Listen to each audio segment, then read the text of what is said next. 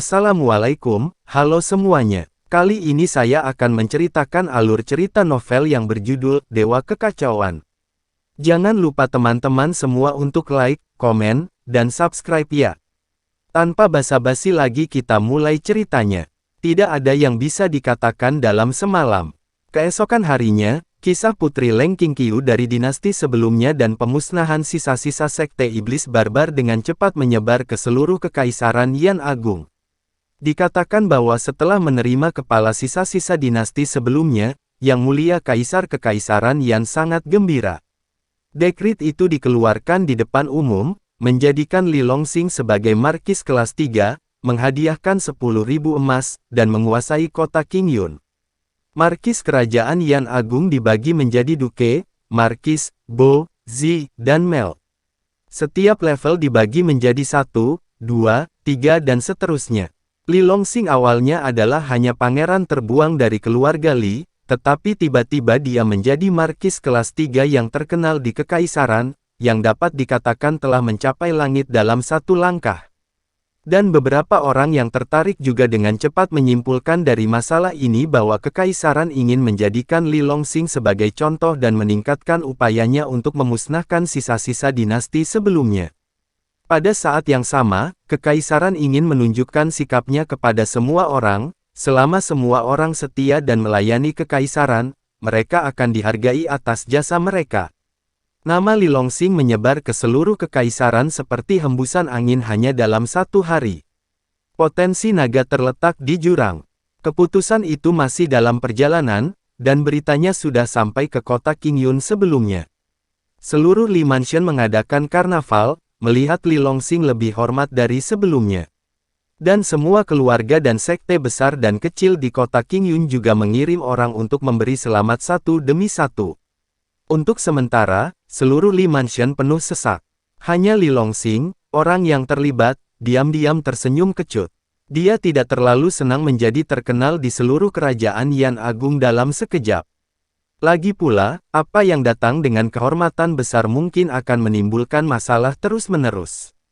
Faktanya, niat awal Li Longsing adalah untuk tinggal di kota Qingyun dengan tenang, mengabdikan dirinya untuk berkultivasi, dan berusaha untuk meningkatkan kekuatannya secepat mungkin. Tapi sekarang sepertinya ini jelas tidak mungkin. Saya khawatir dalam waktu dekat, dengan datangnya dekrit kekaisaran, seseorang dari keluarga Patriark Li juga akan datang untuk mengundangnya kembali.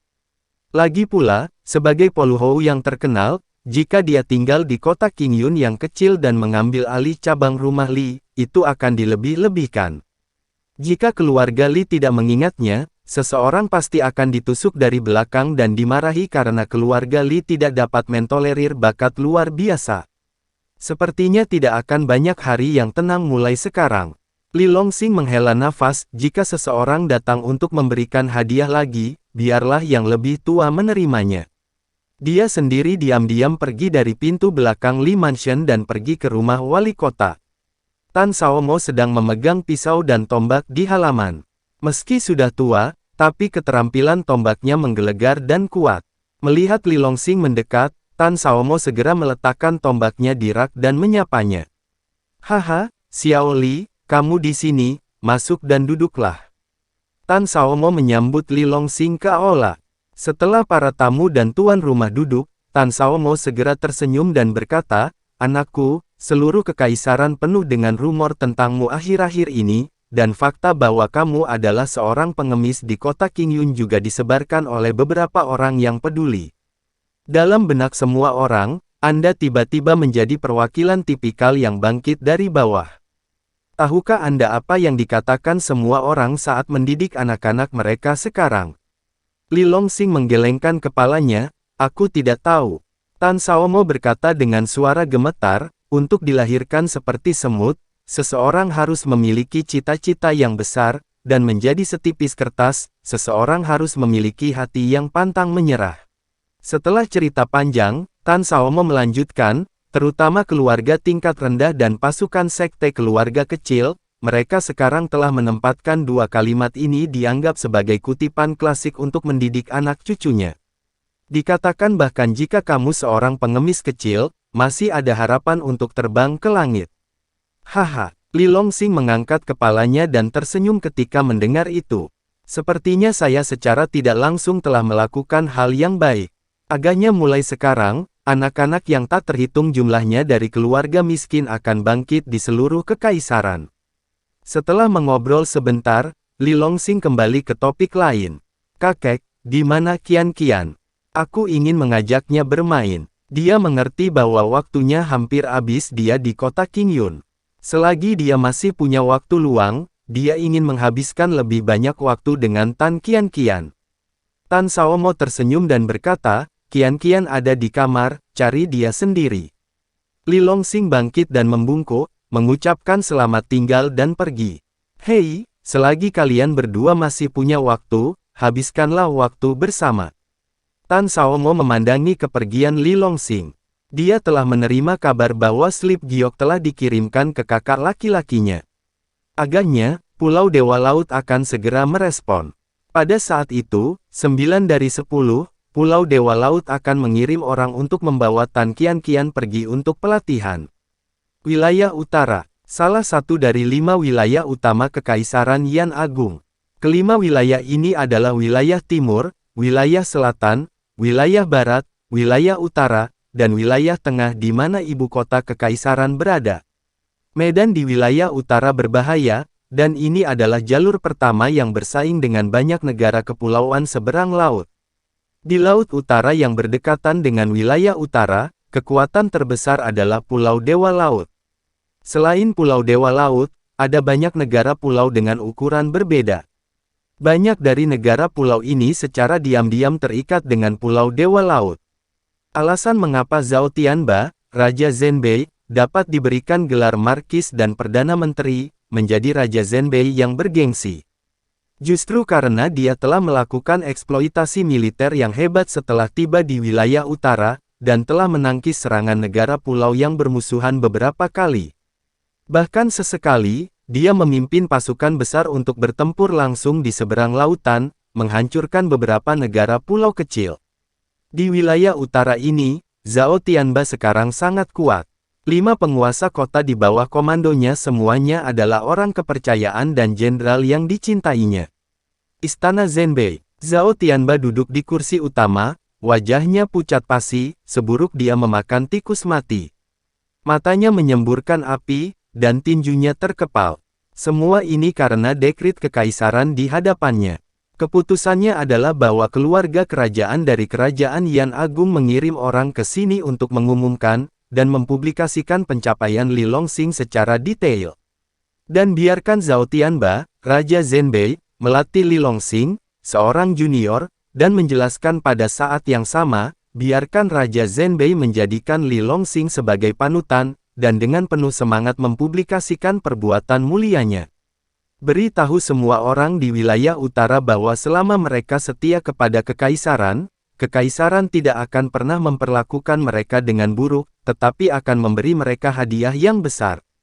Jika orang yang meninggal bukanlah istrinya Leng Qingqiu, dan juga putranya Zhao De, Zhao Tianba tentu saja akan dengan senang hati membantu dan mengirim seseorang untuk memberi selamat kepadanya.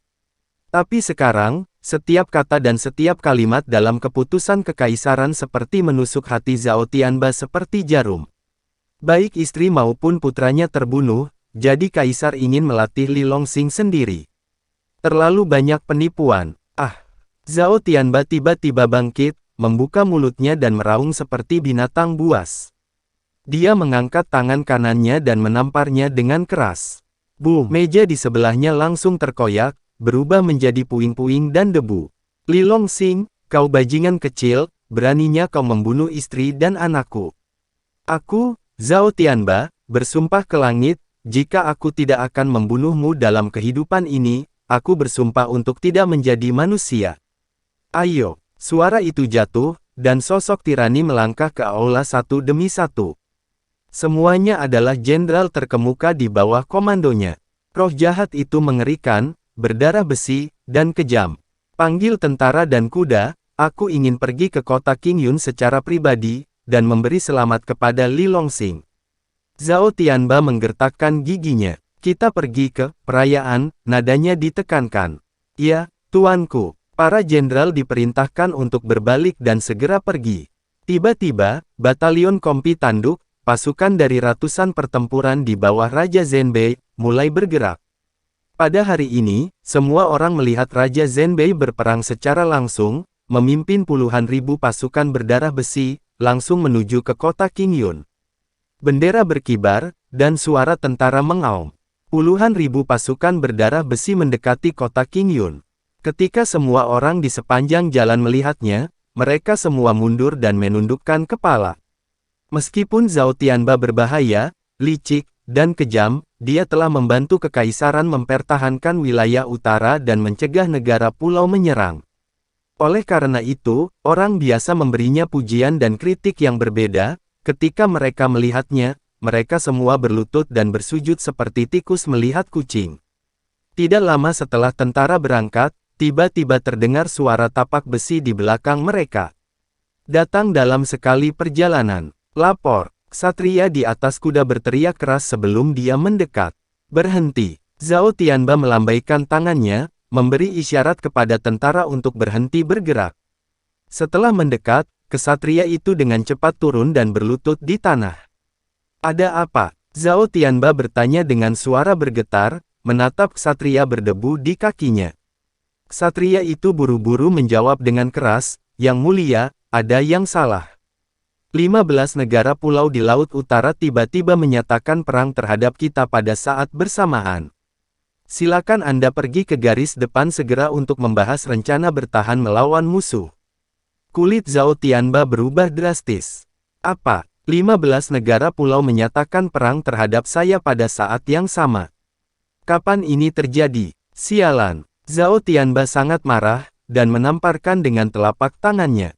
Deru itu mengguncang langit, dan sebuah gunung pendek di depannya langsung rata dengan tanah. Sebagai Raja Zenbei Kekaisaran, kekuatan Zhao Tianba juga luar biasa, dan dia telah melangkah ke puncak surgawi ke-9 dari alam transenden. Hanya selangkah lagi, dia bisa melangkah ke langit. Zhao Tianba wajahnya terlihat ganas, dia membuka mulutnya dan terengah-engah. Pada saat ini, dia benar-benar marah. Pencuri negara pulau yang penuh kebencian itu, jika cepat atau lambat tidak datang, bergandengan tangan saat ini untuk menyerang perbatasan Kekaisaran Yan Agung. Setelah garis pertahanan ditembus, semua negara pulau di Laut Utara akan terkejut dan bergegas maju untuk menggigit kerajaan Yan Agung. Saat ini, satu-satunya cara untuk tetap tenang adalah pergi ke sana secara langsung. Jika tidak, kerajaan Yan Agung dalam bahaya. Setelah marah, Zhao Tianba secara bertahap mendapatkan kembali ketenangannya. Dia mampu menjadi Raja Zenbei yang mendominasi satu sisi hanya dalam beberapa dekade, jadi dia tentu saja bukanlah orang yang sembrono. Tidak butuh waktu lama untuk melihat masalahnya. Jadi dia memandang ksatria itu dan bertanya dengan keras, "Katakan padaku, siapa 15 negara pulau itu?" Ksatria itu tidak berani mengabaikannya, dan buru-buru menyebutkan nama 15 negara pulau itu. Mereka semua adalah negara yang secara diam-diam terikat dengan Pulau Dewa Laut. Setelah mendengar apa yang dikatakan ksatria itu, Zhao Tianba mengerutkan keningnya. Semua negara kepulauan ini diam-diam terikat dengan Pulau Dewa Laut. Tak perlu dikatakan, serangan skala besar ini pasti memiliki bayangan Pulau Dewa Laut di belakangnya. Tetapi kerajaan Yan Agung selalu tidak memiliki keluhan dengan Pulau Dewa Laut, dan bahkan dari waktu ke waktu, kerajaan Yan Agung akan mengirim orang untuk menawarkan beberapa bahan alami dan harta bumi ke Pulau Dewa Laut. Mengapa Pulau Dewa Laut tiba-tiba menyerang? Melihat Zhao Tianba terdiam, semua prajurit tidak berani berbicara. Setelah sekian lama, Zhao Tianba melihat ke arah kota Qingyun, menggertakkan giginya, pergi ke garis depan. Dia tahu prioritas masalah ini. Jika dia mengabaikan keamanan kekaisaran karena keegoisannya sendiri, maka begitu garis pertahanan wilayah utara kerajaan Yan besar dilanggar, dia akan menjadi pendosa terbesar kekaisaran. Pada saat itu, leluhur kekaisaran, Long Aotian, pasti tidak akan bisa mengelilinginya. Bahkan jika dia melarikan diri ke ujung bumi, makhluk tua itu pasti akan memburunya sampai akhir. Untuk membunuh Li Longxing, benar-benar tidak ada gunanya mempertaruhkan masa depan dan kehidupannya. Selanjutnya, Li Longxing hanya berada di alam pengumpulan Qi sekarang, dan dia sendiri. Dia tidak perlu melakukannya sendiri, dia hanya perlu mengirim pembunuh di bawah komandonya, dan dia dapat membunuhnya. Oleh karena itu, terlepas dari kelebihan dan kekurangan Heng Heng, Zhao Tianba tetap memilih untuk pergi ke garis depan. Li Longxing tidak tahu bahwa pasukan Zhao Tianba akan membanjiri perbatasan. Saat ini, dia bermain dengan Tan Qianqian di alam liar.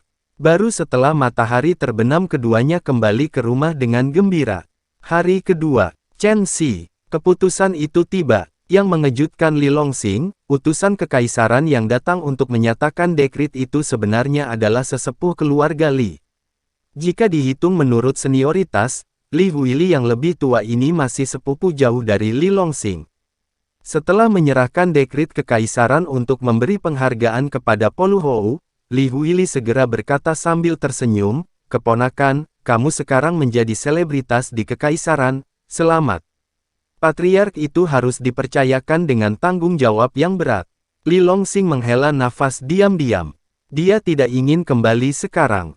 Salah satunya adalah dia masih belum memiliki cukup modal untuk bersaing dengan penatua tertinggi. Yang kedua adalah ada Qianqian tercinta di sini. Bahkan jika dia ingin kembali, dia akan kembali secara kuat setelah kultivasinya mencapai tingkat tertentu. Maka dia berkata dengan suara bergetar, "Paman, ada baiknya saya tinggal di sini, saya belum ingin kembali ke rumah Tuan, kuharap Anda bisa memberi tahu Tuan." Kulit Li Huili berubah, dan matanya menunjukkan keanehan. "Apa? Kamu tidak ingin kembali? Kamu tahu, keturunan langsung dari keluarga Li yang ditugaskan ke cabang di berbagai tempat, semua bersorak ketika mendengar bahwa keluarga utama telah mengingat mereka.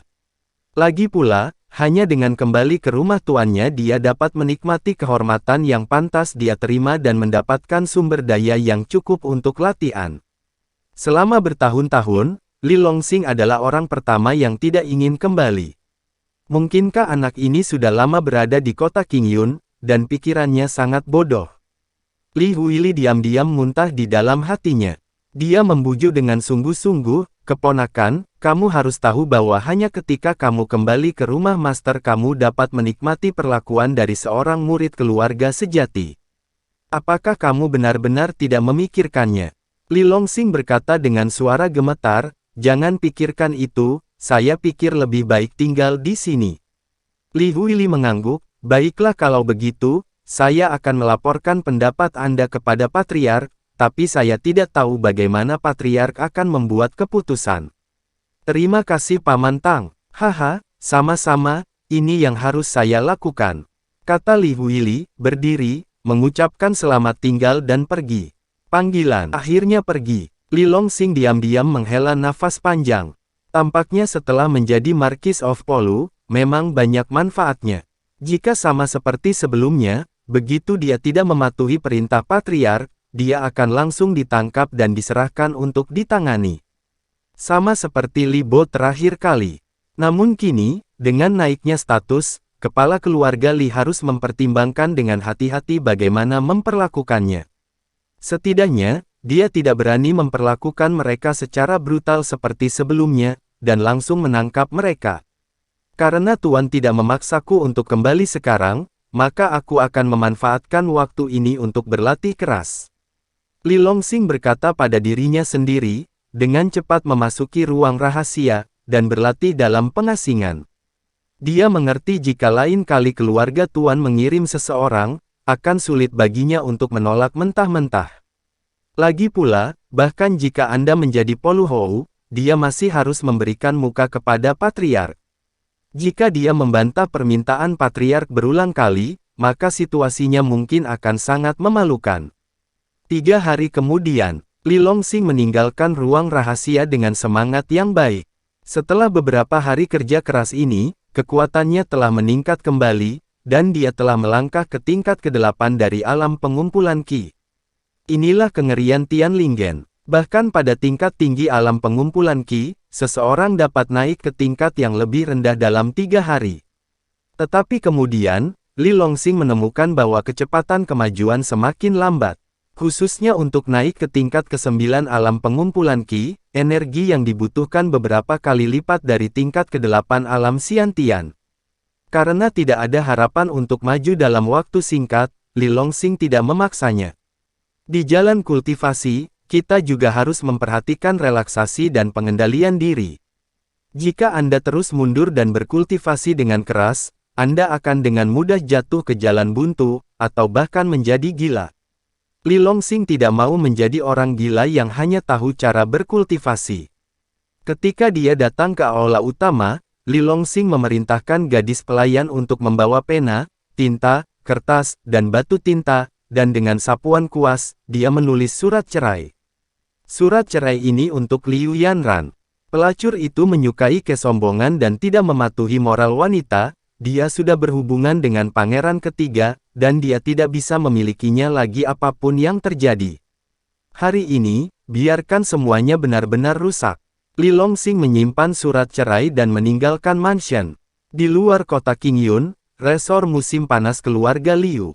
Liu Yanran sedang duduk di aula dengan ekspresi bingung di wajahnya, melihat ke meja kosong di depannya, diam-diam merasa malu.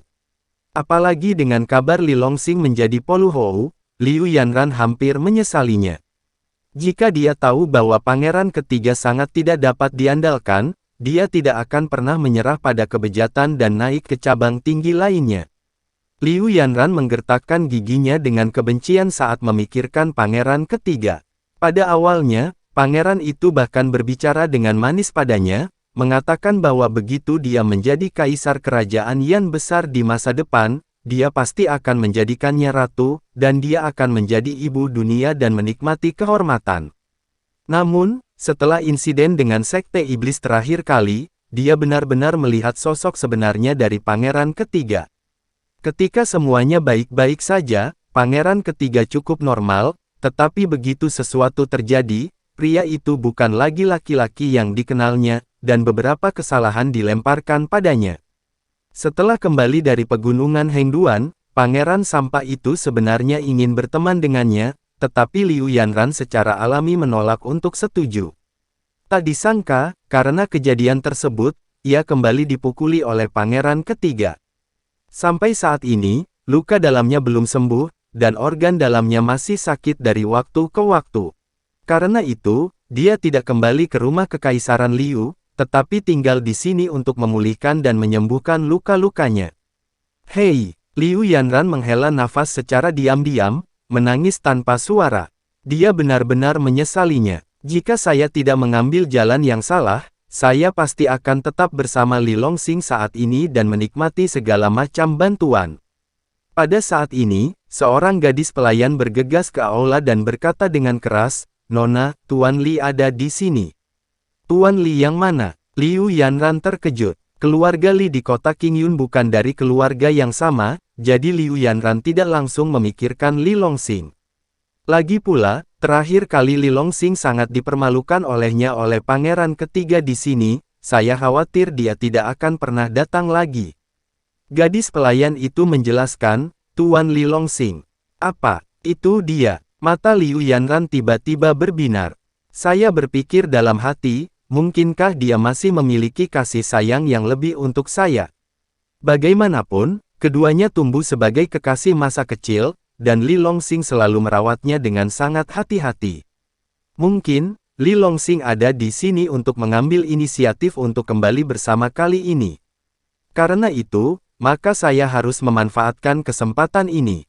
Memikirkan hal ini, Liu Yanran buru-buru memerintahkan dengan keras, "Honger, ikut aku, dan bantu aku berdandan." Dia percaya bahwa dengan penampilannya yang memikat, dia mungkin bisa membuat Li Longxing berubah pikiran. Selama Li Longxing jatuh cinta padanya lagi, maka semuanya akan baik-baik saja. Tidak buruk menjadi wanita pangeran ketiga, tapi menjadi wanita Poluhou lain lagi ceritanya. Butuh setengah jam penuh, dan dengan bantuan pelayan, Liu Yanran berdandan dan datang ke aula depan. Bekas luka yang tertinggal di wajahnya setelah dipukuli oleh pangeran ketiga juga ditutupi oleh pemerah pipi yang tebal. Sekilas, dia masih terlihat seperti dulu, dengan wajah berseri-seri dan kecantikan yang luar biasa. Di aula, Li Longxing sedang duduk dengan mata tertutup.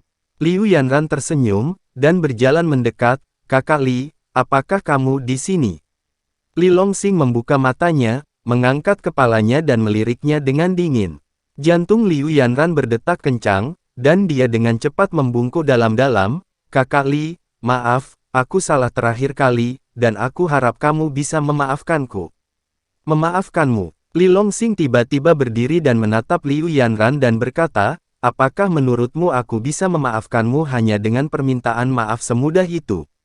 Liu Yanran langsung mengubah wajahnya, berpura-pura menyedihkan dan menangis. Kakak Li, aku benar-benar salah, selama kamu bersedia memaafkan saya dan saya akan melakukan apapun. Setelah berbicara, Liu Yanran mendekat dengan tenang, sedikit membungkuk, memperlihatkan dadanya. Dua belahan menjulang. Untuk membuat Li Longxing berubah pikiran, Liu Yanran melakukan yang terbaik dan mengenakan rok panjang yang akan menarik orang untuk melakukan kejahatan. Kakak Li, tolong maafkan aku. Melihat Li Longxing acuh tak acuh dan terdiam, Liu Yanran mendekat lagi, hampir menyentuh tubuh Li Longxing. Kedua belahan dengan lembut bergesekan dengan lengan Li Longxing. Keluar, mata Li Longxing menjadi dingin, dan dia menamparkan wajah Liu Yanran langsung. Melihat penampilan Liu Yanran saat ini, dia tidak bisa tidak memikirkan adegan itu belum lama ini. Liu Yanran dipeluk erat oleh pangeran ketiga, roknya diangkat tinggi-tinggi. Aku tidak menyangka wanita jalang ini begitu tidak malu, tapi masih ingin merayu dirinya. Sejujurnya, melihat Liu Yanran seperti ini hanya akan membuat Li Longxing muak. Ah! Liu Yanran berteriak, tiba-tiba memuntahkan darah dan berguling mundur beberapa langkah, lalu menstabilkan sosoknya. Dia menatap Li Longxing dengan rasa tidak percaya di wajahnya, kamu memukulku. Li Longxing tidak tahan menyentuhnya bahkan dengan jari kelingkingnya. Huff, memukulmu masih ringan, perempuan jalang sepertimu harus ditangkap dan dikurung dalam kandang babi. Li Longxing mendengus dingin, dan dengan lambaian tangannya, surat cerai terbang di depan Liu Yanran. Ini surat ceraiku untukmu. Ambillah, dan mulai sekarang, kau dan aku tidak ada hubungan. Setelah suara itu jatuh, Li Longxing melangkah pergi. Li Longxing, berhenti. Liu Yanran mengambil surat cerai itu, dan tiba-tiba merobeknya beberapa kali, dan berteriak tajam, sudah kubilang, aku tidak akan pernah setuju untuk bercerai. Li Longxing berbalik, kamu tidak setuju. Liu Yanran berkata dengan getir, ya, saya tidak setuju, kamu tidak akan mencampakkanku dengan mudah. Setelah selesai berbicara, dia terus menambahkan, dalam hidup ini, kamu hanya akan menikah dengan saya. Sialan, suratnya, apakah Anda setuju atau tidak, kini pertunangan telah dibatalkan. Dan juga, jika kamu berani menggangguku lagi di masa depan, aku akan membunuhmu. Setelah berbicara, Li Longxing melangkah pergi. Li Longxing, kamu bajingan tak tahu malu, kamu menghinaku hari ini, aku, Liu Yanran, bersumpah demi Tuhan, aku tidak akan membiarkanmu pergi dengan mudah. Liu Yanran berteriak menusuk hati dengan rambut acak-acakan. Li Longxing berhenti sebentar, dan terus pergi dengan cepat. Dia ada di sini hari ini untuk mengeluarkan surat cerai, jadi dia tidak keberatan melepaskannya. Jika dia berani terus mengacau di masa depan, dia akan dibunuh.